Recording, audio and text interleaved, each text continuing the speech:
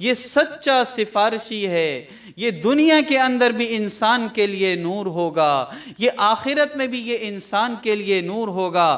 حضرت سعید بن سلیم رضی اللہ تعالی عنہ فرماتے ہیں، نبی علیہ السلام نے ارشاد فرمایا کہ قیامت کے دن اللہ تبارک و تعالی کے نزدیک کلام پاک سے بڑھ کر کوئی سفارش کرنے والا نہیں ہوگا، نہ کوئی نبی ہوگا، نہ کوئی فرشتہ ہوگا۔ یہ سچا سفارشی ہے کہ کلام پاک قیامت کے دن اپنے پڑھنے والے کی جو اس سے تعلق جوڑے گا اس کی سفارش کریں گے۔ فرمایا اس سے بڑھ کر کوئی سفارش کرنے والا نہیں ہوگا۔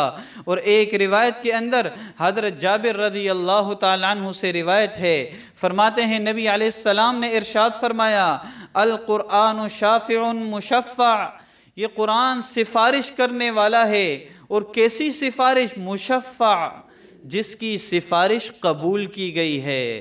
ایسی سفارش نہیں کہ سفارش ٹھکرا دی جائے گی، نہیں، مشفع ایسا سفارشی ہے جس کی سفارش اللہ کے یہاں قبول ہے۔ قرآن جس کی سفارش کرے گا اللہ کے ہاں وہ سفارش قبول ہوگی۔ اور پھر فرمایا وَمَا حِلٌّ مُصَدَّقٌ، اور فرمایا اس کا جھگڑا بھی تسلیم کر لیا گیا ہے۔ جس کو گریبان سے پکڑے گا قرآن تو اس کا جھگڑا بھی فرمایا تسلیم کر لیا گیا ہے۔ جسے جہنم میں ڈالے گا تو اللہ اسے بھی جہنم میں اس شخص کو ڈال دیں گے، جو اسے پس پش ڈال دے گا اللہ اسے جہنم میں ڈال دیں گے۔ اور پھر فرمایا نبی علیہ السلام نے من جعلہ امامہ قادہ الی الجنہ، کہ جو قرآن کریم کو اپنے آگے رکھے گا، اس کے مطابق زندگی گزارے گا، اس سے اپنے تعلق کو جوڑے گا، فرمائے یہ قرآن اسے جنت کی طرف کھینچے گا، اس کی سفارش کرے گا۔ وَمَنْ جَعَلَ خَلْفَ ظَهْرِ سَاقَتَهُ إِلَى النَّارِ، جو اسے پس پش ڈال دے گا، زندگی کے اندر اس پہ عمل نہیں کرے گا، قرآن گھر میں رکھے گا، دکان میں رکھے گا، صرف برکت کے لیے رکھے گا، جو تلاوت نہیں کرے گا، اس کے مطابق تجارت نہیں کرے گا، اس کے مطابق زندگی نہیں گزارے گا، اس کے مطابق اپنے معاملات نہیں کرے گا، اس کے مطابق اپنے اخلاق نہیں بنائے گا، فرمائے یہ قرآن اسے جہنم کے اندر ڈالے گا۔ اس کا جھگڑا بھی تسلیم کیا گیا ہے اور اس کی سفارش بھی اللہ تبارک و تعالیٰ کے یہاں قبول کی گئی ہے۔ معراج کے موقع پر جب نبی علیہ السلام معراج کے موقع پر تشریف لے گئے تو نبی علیہ السلام کو سزاؤں کی بھی سیر کرائی گئی کہ مختلف سزائیں مختلف لوگوں کو ہو رہی تھیں۔ ایک جگہ دیکھا کہ ایک شخص کا سر پتھر سے کچلا جا رہا ہے، فرشتے اس کا سر پتھر سے کچل رہے ہیں، تو نبی علیہ السلام نے پوچھا اس کو یہ سزا کیوں دی جا رہی ہے؟ تو جواب دیا گیا کہ یہ دنیا کے اندر اس کے پاس اللہ کا کلام موجود تھا، یہ اس کی تلاوت نہیں کرتا تھا، آج اس کو یہ سزا دی جا رہی ہے، آج اس کو یہ سزا دی جا رہی ہے اور قیامت تک اس کو یہی سزا دی جائے گی۔ تو یہ قرآن جو اس سے تعلق جوڑتا ہے یہ دنیا میں بھی ساتھی ہے، آخرت میں بھی ساتھی ہوگا۔ بزار کی روایت ہے، نبی علیہ السلام نے ارشاد فرمایا کہ جو بندہ قرآن کی تلاوت کرتا ہے، قرآن سے اپنا تعلق بناتا ہے، فرمایا جب اس شخص کی موت آتی ہے اور لوگ اس کے رشتہ دار تجہیز و تکفین میں لگ جاتے ہیں، یہ قرآن حسین اور جمیل شخص کی شکل میں اس کے سرانے کھڑا ہو جاتا ہے۔ جب لوگ اس کی تجہیز و تکفین کرتے ہیں یہ قرآن اس کے سینے اور کفن کے درمیان آ جاتا ہے۔ جب لوگ اس کو قبر میں رکھتے ہیں، قبر میں رکھ کر چلے جاتے ہیں، اس کو اکیلا تنہا چھوڑ دیتے ہیں، یہ قرآن اور منکر نکیر سوالات کے لیے آتے ہیں، یہ قرآن اس کے سرانے کھڑا ہو جاتا ہے۔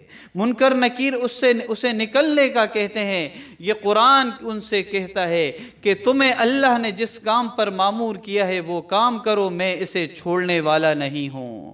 اور پھر یہ قرآن اس شخص کے سامنے آ جاتا ہے اور آ کر کہتا ہے میں وہ قرآن کریم ہوں جو تو دنیا کے اندر مجھے پڑھا کرتا تھا، راتوں کو نمازوں میں پڑھا کرتا تھا، اور یہ اس شخص سے کہے گا آپ نے گھبرانا نہیں، پریشان نہیں ہونا ہے، آپ منکر نکیر کے سوالات کا جوابات دے دیں، سوالات کے وہ جوابات دیتا ہے وہ شخص، یہ قرآن کریم پھر اس کے لیے جنت سے بستر کا انتظام کرتا ہے، اور جنت سے بستر کا انتظام کرتا ہے، وہ بستر ریشم کا بستر ہوتا ہے، اس کے اندر مشک بھرا ہوا ہوتا ہے۔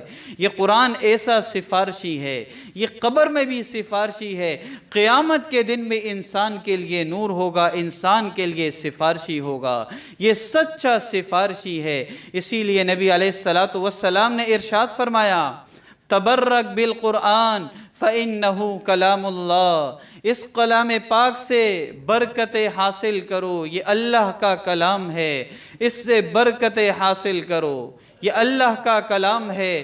برکت اگر زندگی کے اندر ملے گی تو اس کلام پاک سے ملے گی۔